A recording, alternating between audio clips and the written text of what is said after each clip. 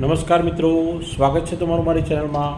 હું છું રાજેશ અને તમે જોઈ રહ્યા છો અમરીશ ફૂડ વર્લ્ડ. તો ચાલો મિત્રો, આજનો એક ખૂબ જ સરસ મજાનો ધમાકેદાર વિડીયો શરૂ કરીએ.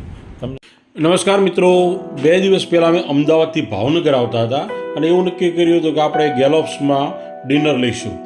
બગોદરાથી આગળ થોડા ચાલ્યા એટલે રેલવે ફાટક પાસે ચામુંડા દાળ બાટીવાળા એવું એક બોર્ડ જોયું અને ભાઈ ઘણા બધા લોકો જમતા હતા. 15-20 જેટલી કાર પડી હતી એટલે અમને થયું ચાલો ઊભા રહીને જોઈએ શું છે. તો અહીંયા અત્યારે જો આ જો તમને લાડવા દેખાય છે, આપણે ખરેખર લાડવા નથી, આ બાટી બનાવેલી છે અને બાટીને આ લોકો યુનિક રીતે બનાવે છે, ફ્રાય કરીને બનાવે છે. આ બાટીને શેકતા નથી, જે આપણે રાજસ્થાની બાટી શેકીને બનાવવાની હોય છે, પણ આ બાટીને ફ્રાય કરીને બનાવે છે. ધીમા તાપે ફ્રાય કરીને એકદમ ક્રિસ્પી બાટી તળે છે અને એનો ટેસ્ટ કંઈક અલગ હોય છે. આમાં ઘી નાખવાની બિલકુલ જરૂર નથી રહેતી. તમે જોઈ શકો છો મિત્રો, આ એના માલિક છે ભૈલાલભાઈ, જે આ જગ્યા ઉપર ઘણા સમયથી દાળ બાટી લોકોને જમાડે છે અને એમાં ગરમા ગરમ દાળ છે. મોટું તપેલું, તમે તપેલું જોશો ને તો તમને થશે આટલું મોટું તપેલું. જુઓ, 2000 માણસોની દાળ બનાવવાની હોય ને એટલા મોટા તપેલું ભરીને એ દાળ બનાવી છે અને દાળની અંદર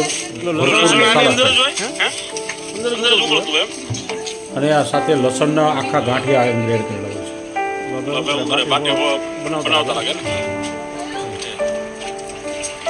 અને આ દાળની કંઈક મજા એવી છે, એકદમ યુનિક રીતે બનાવે છે.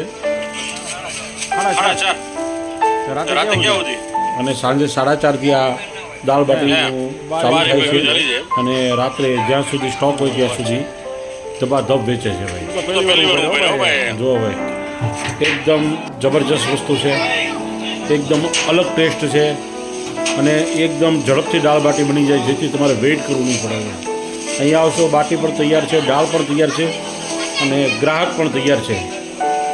જો આ લસણના કોથળા ભર્યા છે, કારણ કે આ દાળમાં આ લોકો ભરપૂર લસણ નાખે છે અને આખો ગાંઠિયો જ નાખી દેશે લસણનો, એટલે એ બરાબર આમ કૂક થઈને તમારી થાળીમાં આવે ત્યારે મજા આવી જાય.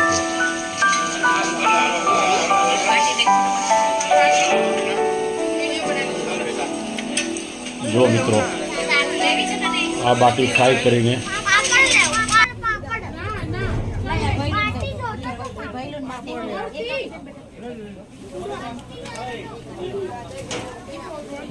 વાહ વાહ,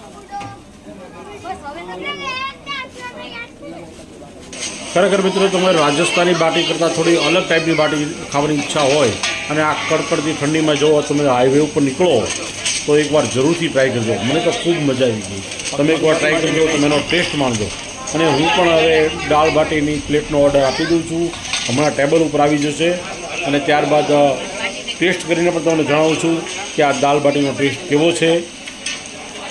એની સાથે પાપડ આપે છે, સલાડ આપે છે, ઘી ગોળ આપે છે. તમારી ડિમાન્ડ મુજબ આ લોકો તમારી થાળી તૈયાર કરી દે છે. પરંતુ દાળ બાટીના 100 રૂપિયા ભાવ છે એમનો. 100 રૂપિયામાં દાળ બાટી આપે છે. એમાં 4 બાટી આપે છે, અનલિમિટેડ દાળ આપે છે અને છાશ ને ગોળ ને એ બધી વસ્તુ એક્સ્ટ્રા આપે છે. તો આ રીતે મેં દાળ બાટીનો ઓર્ડર કર્યો, બાટી આવી ગઈ. બાટીને તમે હાથ વડે થોડી ટચ કરીને તો તરત તૂટી ગઈ. જો એકદમ ભૂકો થઈ ગયો. અને હવે એમાં ભરપૂર ગરમા ગરમ દાળ એડ કરીને એની મજા માણવી છે. સાથે ગોળ પણ ખાઈશું, છાશ છે, પાપડ છે. પાપડ તમને તળેલા પસંદ હોય તો પાપડ પણ લેજો. હું ખાસ કરીને તળેલા પાપડ ખાતો નથી.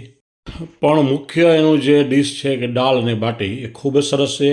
મને ખૂબ જ પસંદ પડી અને ખૂબ જ ભાવી. અને હું જ્યારે પણ હજુ પણ જો આ ઠંડીની સિઝનમાં આ રોડ ઉપર નીકળવાનું થશે તો ફરી પણ એક વખત હું આ દાળ બાટીની મજા માણીશ.